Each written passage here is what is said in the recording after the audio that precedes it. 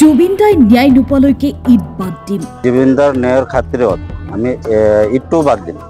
মুছলমান সমাজৰ ডাঙৰ সিদ্ধান্ত, সমস্বৰে মায়াবিনীৰ সুৰত শপত মুছলমানৰ।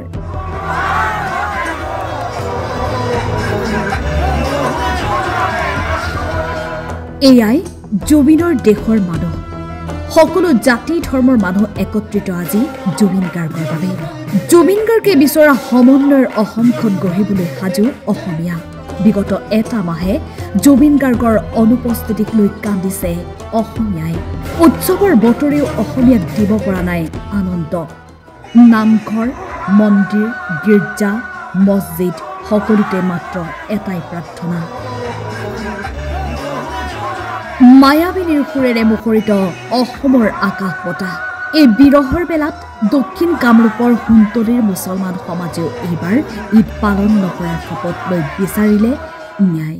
আমাৰ জুবিনদাৰ কাৰণে যিমান আমাৰ অসমৰ মানুহ আছে বা ভাৰতবৰ্ষৰ মানুহ আছে, চবেই ন্যায় বিচাৰি আছে। আমিও জাষ্টিছ ফৰ জুবিনদা ন্যায় বিচাৰি আছো। যি কালপিট কেইটা আমাক জেলত এতিয়ালৈকে ভৰাই ৰাখিছে, সেই কালপিট কেইটা এতিয়ালৈকে খালি নিৰাপত্তা হিচাপতে আমাক কৰি আছে, যে আমি এতিয়ালৈকে ন্যায় বিচাৰি পোৱা নাই। ন্যায়ৰ কাৰণে আমি যুঁজি যাই আছো। যিমান ভাৰতবৰ্ষত মানুহ আছে চবেই যুঁজি যাই আছে, আমিও যুঁজি যাম। আৰু এটা আমাৰ মুখ্যমন্ত্ৰীয়ে কৈছে যে দুৰ্গা পূজা বাদ দিলো, দেৱালী বাদ দিলো, আৰু আপোনাৰ যে মুছলিম মানুহে ঈদটো বাদ দিব না। তো আমি জুবিনদাৰ ন্যায়ৰ খাতিৰত আমি ঈদটো বাদ দিম, যদি আমি জুবিনদাৰ যেতিয়ালৈকে আমি ন্যায়টো বিচাৰি নাপাওঁ। যিমান আমাৰ মুছলিম মানুহ আছে চবে যেতিয়ালৈকে জুবিনদা ন্যায় যেতিয়ালৈকে নাপায় তেতিয়ালৈকে আমাৰ ঈদটো টোটেলি বাদ দিব লাগে। আৰু এইটো আমাৰ মুখ্যমন্ত্ৰীক আমাৰ বুজাই দিব লাগে যে আমি হিন্দু মুছলিম কোনো নাই, এতিয়া আমি সব হিন্দু মুছলিম এক হৈ আছো। মানে আমাৰ কোনো হিন্দু মুছলিম নাই ইয়াতে। জুবিনদা যিখিনি আমাক দি গৈছে সেইখিনি আমি জিন্দগী ভৰ যিমান ল'ৰা ছোৱালী আছে তাকে আমি শিকাই যাম যে জুবিনদা এনেকা মানুহ আছিল, আমাৰ এইটো শিক্ষা দি গৈছে। সমাজ কৰি আহিলেও জুবিন গাৰ্গৰ বিষয়ে মানে আমি জুবিন গাৰ্গৰ শ্ৰদ্ধাঞ্জলি জনালো। ইতিমধ্যে আমাৰ যিটো জুবিন গাৰ্গৰ ন্যায় বিচাৰিও আহিছো, আমি গোটেই ৰাইজে আহিছো। আহি আমি ন্যায় বিচাৰিয়ে ইয়াতে প্ৰতিবাদ কৰিবলৈ ইয়াতে জুবিন গাৰ্গৰ কাৰণে আমি তাৰ ন্যায় বিচাৰ আৰু তাৰ আত্মাৰ কাৰণে সদগতি আৰু দোৱাও কৰিছো।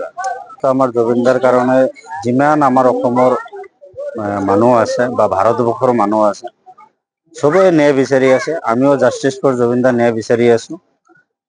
যি কালপিট কেইটা আমাক জেলত এতিয়ালৈকে ভৰাই ৰাখিছে, সেই কালপিট কেইটা এতিয়ালৈকে খালি নিৰাপত্তা হিচাপতে আমাক কৰি আছে, যে আমি এতিয়ালৈকে ন্যায় বিচাৰি পোৱা নাই। ন্যায়ৰ কাৰণে আমি যুঁজি যাই আছো। যিমান ভাৰতবৰ্ষত মানুহ আছে চবেই যুঁজি যাই আছে, আমিও যুঁজি যাম। আৰু এটা আমাৰ মুখ্যমন্ত্ৰীয়ে কৈছে যে দুৰ্গা পূজা বাদ দিলো, দেৱালী বাদ দিলো, আৰু আপোনাৰ যে মুছলিম মানুহে ঈদটো বাদ দিব না। তো আমি জুবিনদাৰ ন্যায়ৰ খাতিৰত আমি ঈদটো বাদ দিম, যদি আমি জুবিনদাৰ যেতিয়ালৈকে আমি ন্যায়টো বিচাৰি নাপাওঁ।